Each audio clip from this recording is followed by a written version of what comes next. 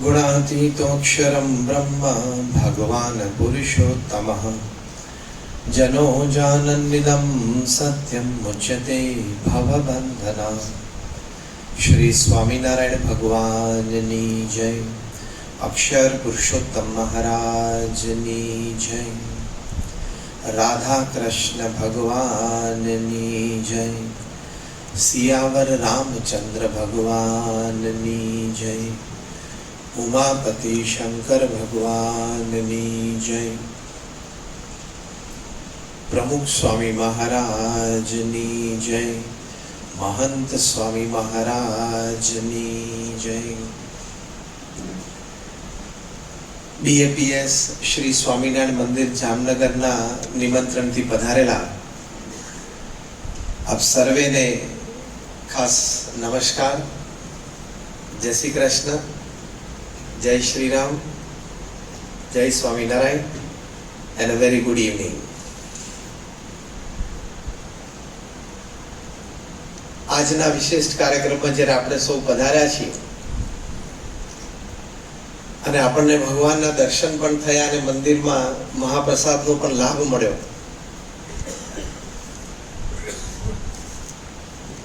અને હવે આપણને વિચાર, અભિગમ, વર્તન, સંબંધો એ વિષય પણ આપણે જ્યાં છે ત્યાંથી થોડાક આગળ વધી શકીએ એ વિષયક વાત અને વિમર્શ. તો આપણો વિષય છે think different, be different and succeed different. લોકો આ વાત સમજે છે, લોકો આ વાત માને છે, લોકો આ વાત સ્વીકારે છે, લોકોને આ ગમે પણ છે, પણ એ કરવું અને માર્ગે ચાલવું એ બહુ ઓછા કરી શકે છે. કારણ કે પૃથ્વી ઉપર 99.99% પ્રજા એ ફોલોવર છે, 0.01% જ ખાલી ક્રિએટર્સ અને લીડર્સ છે. એ સેક્શનમાં આપણે પહોંચી શકીએ, જઈ શકીએ એવી એક વાત આપણે સમજવી છે. સૌથી પહેલા તો તમને કદાચ આશ્ચર્ય થશે કે according to genetic sciences there is only 1% difference between a human being and chimpanzee. 1% difference જે મનુષ્ય અને ચિમ્પાન્ઝી વચ્ચે જેનેટિક સાયન્સ કહે છે એ છે કે મનુષ્ય પાસે માહિતીને સમજવાની શક્તિ છે, એ માહિતીને એકત્રિત કરવાની શક્તિ છે, એ માહિતીને જ્ઞાનમાં પરિવર્તિત કરવાની શક્તિ છે અને છેવટે એ જ્ઞાનને શાણપણામાં પરિવર્તિત કરવાની શક્તિ છે. So human beings, we have the power to collect information, to transform that information into knowledge and ultimately transform that knowledge into wisdom. બસ આ 1% ફરક આપણામાં અને ચિમ્પાન્ઝીમાં છે, બાકી બધું સરખું છે. હવે એનો આપણે જો ઉપયોગ ન કરીએ તો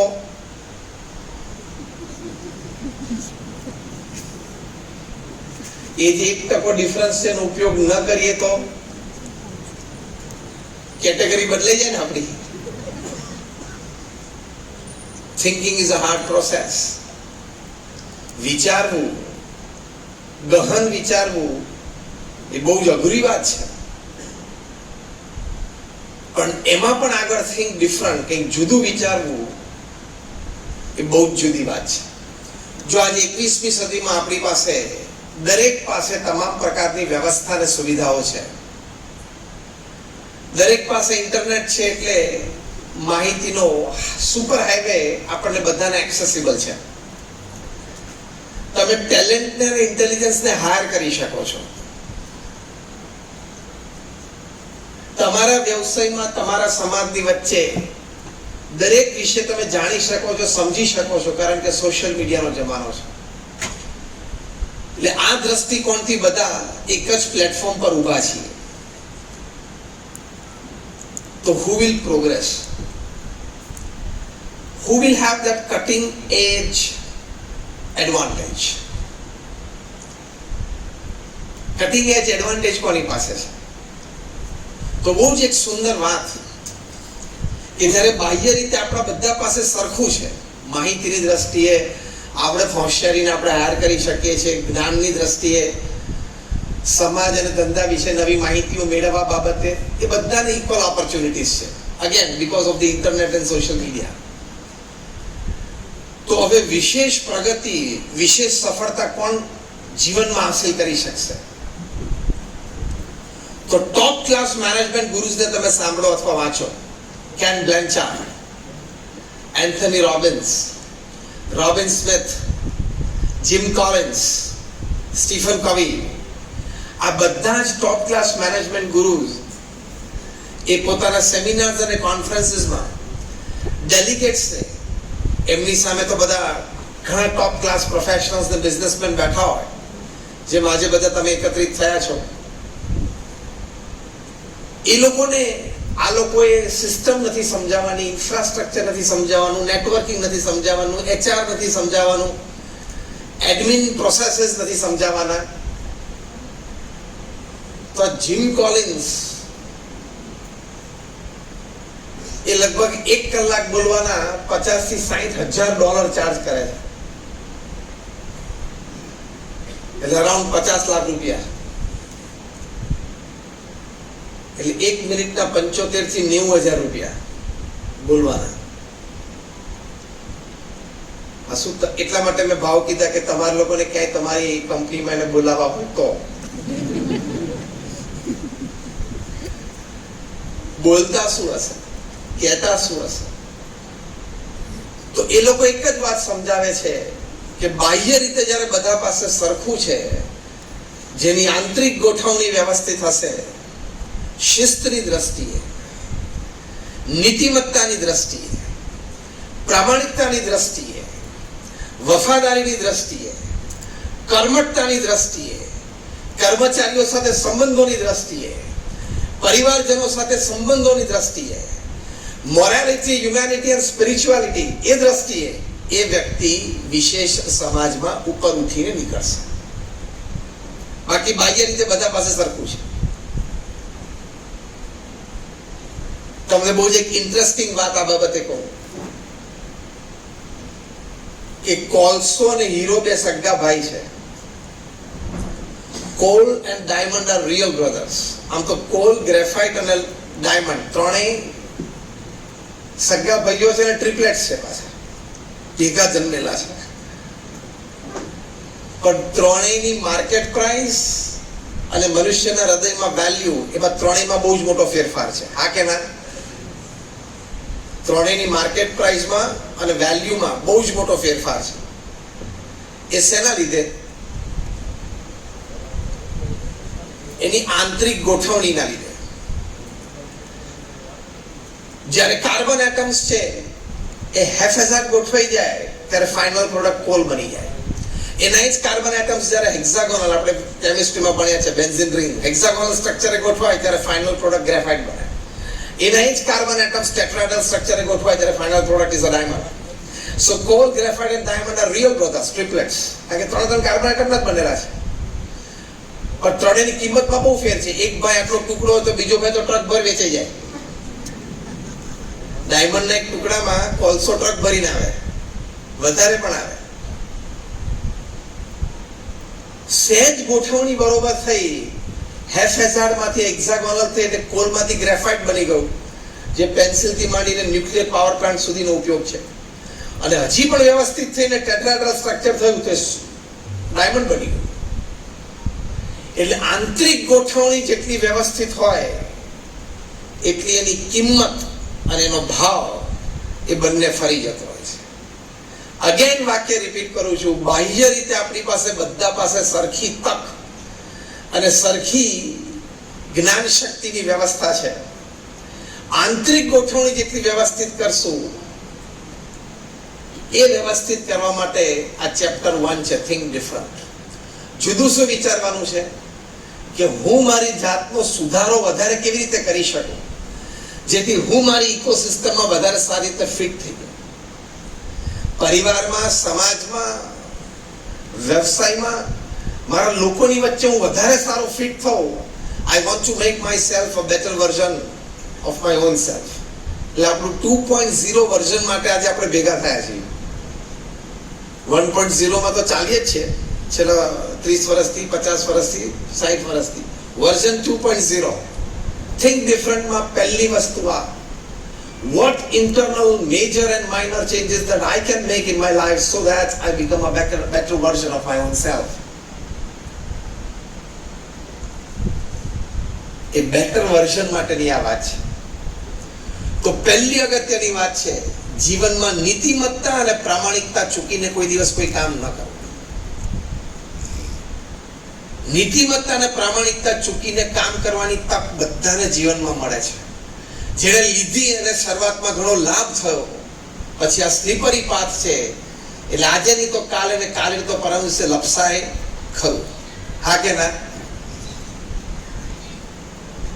નીતિમત્તા અને પ્રામાણિકતાને નેવે મૂકીને આજ સુધી કોઈએ સ્થિર, સ્થાયી અને લાંબા ગાળાની પ્રગતિ કરી નથી અને કરશે પણ નહીં.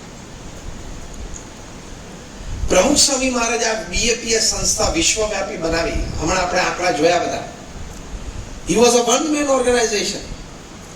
એક વ્યક્તિ સંસ્થા હતા. એમના જીવનકાળ દરમિયાન એમને 45 વર્ષમાં 1300 થી વધારે સંસ્થાઓ ઊભી કરી. અને એક નવી સંસ્થા અહીંયા જામનગરમાં મંદિરની બાજુમાં ઊભી થઈ રહી છે, BAPS સ્વામિનારાયણ વિદ્યા મંદિર. 200 વિદ્યાર્થીઓ માટેની આ સ્કૂલ અને હોસ્ટેલ, એ જબરદસ્ત મોટું કેમ્પસ અત્યારે તૈયાર થઈ રહ્યું છે. Second largest school in Jamnagar થશે. 3200 વિદ્યાર્થીઓ માટેની તમામ સુવિધાઓ, સ્કૂલ બિલ્ડિંગ છે, એડમિન બિલ્ડિંગ છે, હોસ્ટેલ્સ છે બે બાજુ સ્કૂલની, ડાઇનિંગ ફેસિલિટીઝ છે, પ્રેયર હોલ છે. અને જે આવા અત્યારે જે સ્થળે તમે બેઠા છો, ઇન્ટિરિયર્સ તમે જોઈ શકો છો, વ્યવસ્થા જોઈ શકો છો, એવી સુંદર ઇન્ટિરિયર્સ અને વ્યવસ્થા અમે વિદ્યાર્થીઓને આપશું. પ્રમુખ સ્વામી મહારાજ આવી 1300 સંસ્થાઓ, hospital, hostel, school, colleges, community centre, સંસ્કાર કેન્દ્ર, હરિમંદિર, મંદિર 45 વર્ષના ગાળામાં ઊભા કર્યા. એટલે કે દર 15મા દિવસે આપણે અહીંયા બેઠા છીએ ને, એવી એક નવી સંસ્થા એમને સમાજને ભેટ આપી દીધી.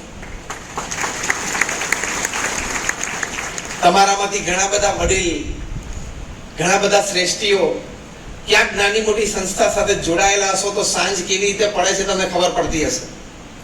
એના પ્રશ્નો, જે તે સંસ્થાના ટ્રસ્ટીઓથી માંડીને વ્યવસ્થા સુધીના પ્રશ્નો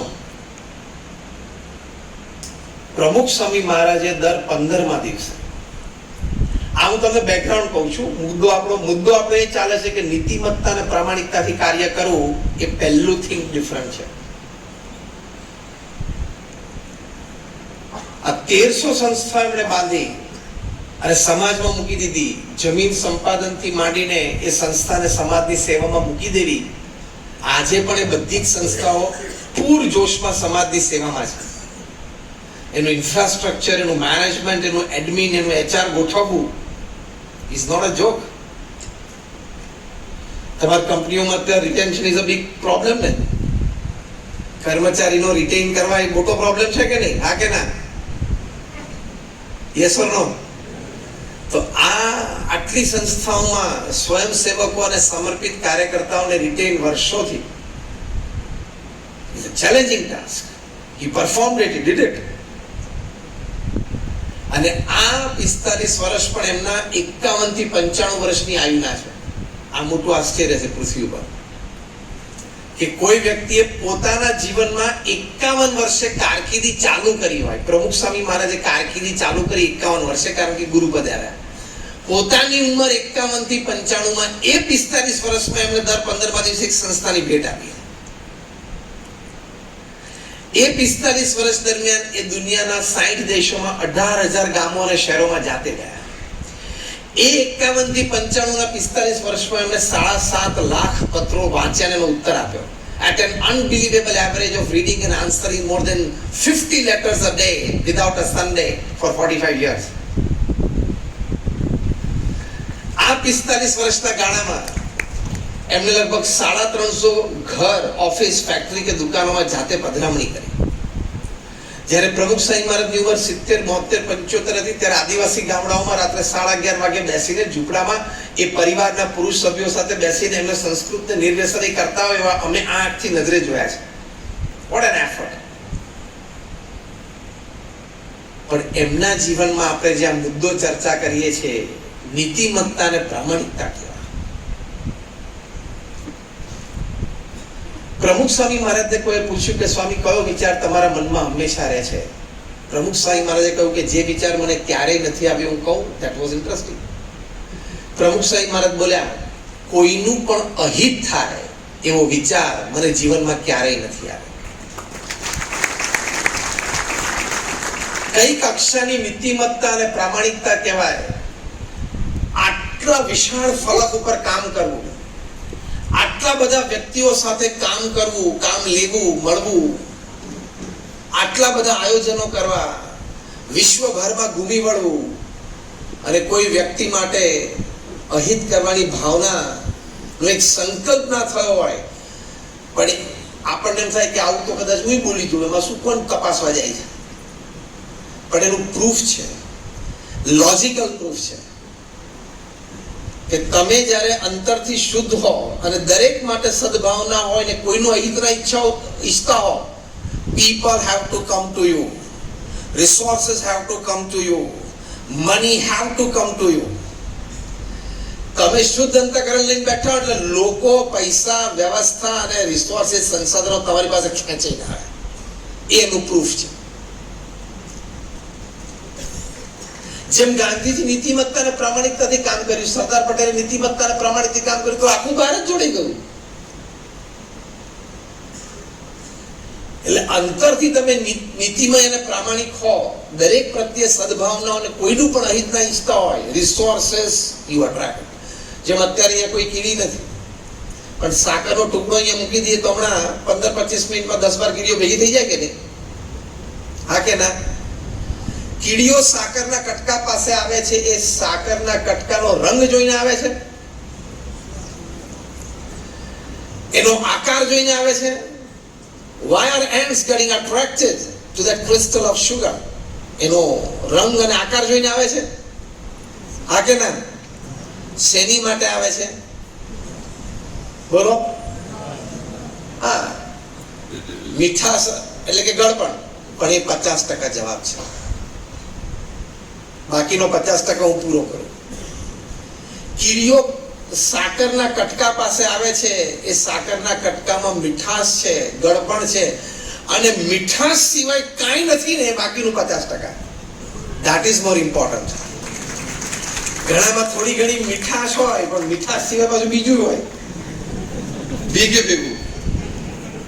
પ્રસંગે મીઠાશ નીકળે અને પ્રસંગે કડવાશ પણ નીકળે, જે આપણને બધાને અનુભવ છે લોકોની વચ્ચે રહેતા અને લોકોને આપણે અનુભવ કરાવ્યો પણ છે. Am I right or wrong? Just raise your hands if you say yes. ગળપણ છે અને ગળપણ સિવાય કાંઈ નથી. એમ દરેક પ્રત્યે સદભાવના એ ગળપણ, અને કોઈનું પણ અહિત નથી મનમાં આવ્યું એ ગળપણ સિવાય કાંઈ નહીં. You elevate yourself to that level of spirituality, you will not have to go in the market for resources. People and resources have to come to you. કીડીઓ આકર્ષાય એમ સંસાધનો, લોકો અને ધન સંપત્તિ તમારા પ્રત્યે આકર્ષાશે. નીતિમત્તા અને પ્રામાણિકતા જીવનમાં ચૂકવાના નહીં. તક બહુ મળશે ને, અને શરૂઆતમાં મજા પણ આવશે. પૈસા પણ સરસ કમાશો એટલે પૈસા પણ બહુ મીઠા લાગશે. પણ એક દિવસ એવો આવશે જ્યારે પ્રશ્ન સિવાય કાંઈ જ નહીં હોય, કશું જ નહીં હોય, અને ઈડી તમને જેલમાં લઈ જાય.